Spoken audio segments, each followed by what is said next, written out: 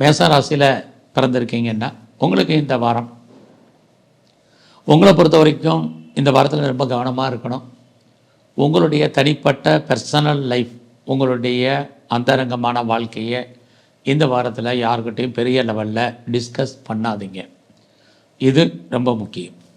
So இந்த வாரத்தில் நீங்கள் உங்களுடைய கல்வியில் குறிப்பாக உங்களுடைய அண்டர் எஜுகேஷன் ரொம்ப நல்லா இருக்குது. உங்களுடைய ஹையர் ஸ்டடியுமே உயர்கல்வியுமே நல்லா இருக்குதுன்னு சொல்லலாம்.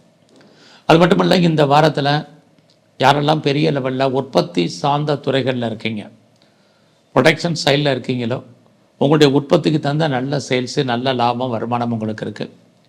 நீங்கள் ஏதாவது மேனுஃபேக்சரிங் லைனில் இருந்தாலும் சிறப்பான பலன்கள் இந்த வாரத்தில் உங்களுக்கு இருக்குது.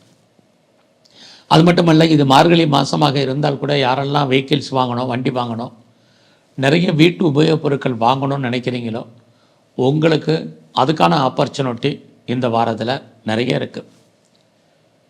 இந்த வாரம் உங்களுக்கு காதல் விஷயங்கள் மகிழ்ச்சி சந்தோஷத்தை கொடுக்கும். உங்களுக்கு லவ் அஃபேருக்கான பாசிபிலிட்டிஸ் உண்டு. உங்களுடைய லவ் பின்னாடி சக்ஸஸ் ஆகியது மேரேஜில் முடியும்.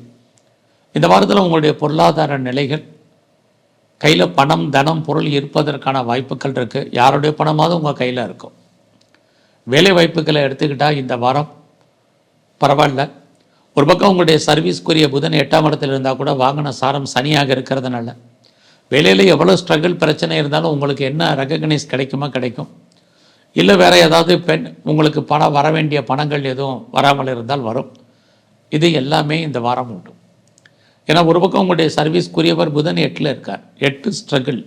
வெளியில் ஏதாவது ஒரு பிரச்சனை போராட்டம் இருந்தால் கூட மானிட்டரியாக உங்களுக்கு என்ன கிடைக்கணுமோ அது இந்த வாரம் கிடைக்கும். இந்த வாரம் வழக்குகள் இருந்தால் ஒரு பக்கம் ஜெயிக்கிற மாதிரி தோற்றம், அதெல்லாம் ஹேரிங்கை எக்ஸ்டெண்ட் பண்ணுங்கள். வேலையாட்கள் விஷயத்தில் அவங்கள மெயின்டைன் பண்ணுறதுல ரொம்ப கவனமாக இருங்க. நல்ல வேலையாட்கள் உங்களை விட்டு பிரிவதற்கான வாய்ப்புகள் இது அத்தனையும் உங்களுக்கு இருக்குது. இந்த வாரத்தில் உங்களுடைய மன வாழ்க்கை ஓரளவுக்கு பரவாயில்ல, மகிழ்ச்சி சந்தோஷகரமாக இருக்கிற மாதிரி ஒரு தோற்றம். பெருசாக ஒன்றும் இந்த வாரம் இல்லை. 2 பேருமே, ஒரு கணவன் மனைவி 2 பேருமே ஒரு அன்சாட்டிஸ்ஃபைடாக இருப்பதற்கான வாய்ப்புகள் தான் இருக்குது. நீங்கள் பிஸ்னஸ் பண்ணிங்கன்னா தொழில் தகராறு, தொழில் நிச்சயமற்ற தன்மை. இந்த வாரம் உங்களுக்கு தொழில் இல்லாமல் விட்டு விட்டு நடக்கும். இது எல்லாமே மேசராசியில் பிறந்தவங்களுக்கு இருக்குது. இந்த வாரத்தில் நீங்கள் முழு முதற் கடவுள் விநாயகரை கும்பிடுங்க. சிவ வழிபாடை அதிகப்படுத்துங்க.